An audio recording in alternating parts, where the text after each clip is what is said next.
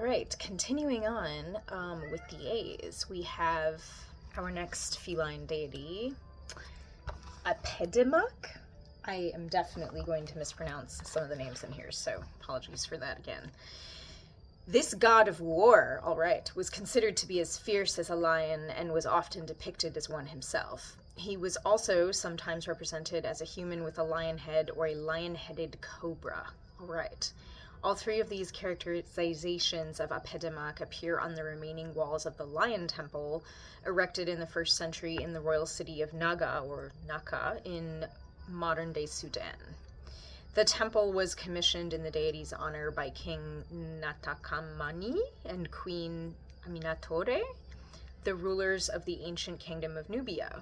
The king and queen appear on each side of the entrance at the Lion Temple in vivid scenes, whereby two 36-foot-high figures tower over prisoners who are kneeling in submission. Wow, 36-foot-high sculptures. Apedemak appears as a lion between the feet of the king, ready to devour the victims of war, while smaller lions are shown attacking the people from all sides. The royal couple hold weapons, preparing to deliver fatal blows upon the unfortunate captives, as a falcon and a vulture circle the scene, a macabre symbol of the violence and death happening below them. Okay, that sounds pretty intense.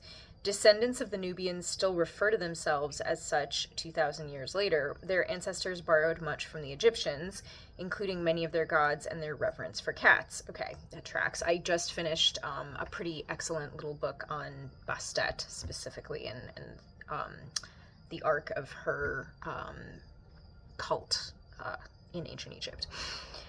The god Apedemak, however, is exclusive to Nubia, often depicted carrying a bow, a sign of his warrior status.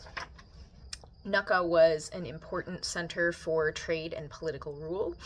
People converged there for markets and religious festivals, so the Lion Temple, which was probably painted in bright colors at the time, would have been a spectacular gathering place for the farmers, herders, merchants, families, and priests who had traveled from miles around. There are remains of smaller temples and shrines in the area that accommodated the caravans of travelers, many coming to worship their lion god.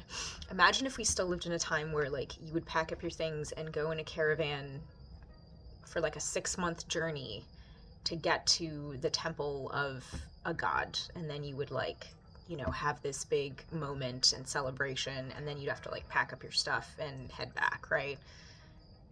Yeah, that's like so unthinkable to us when we just hop on an airplane and, you know, we're literally around the globe in like 12 hours. Anyway, last little bit on Apedemak here. This god can be a symbol of alliances. Aw, we love that. While he was a lion god in his own right, his association with the king and queen elevated his visibility and status. It is said that we become a reflection of the people we most associate with. Was literally just talking about this tonight, so that's really funny.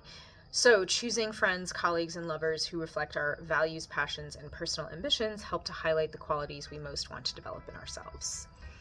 Yeah, I think there's definitely something to that.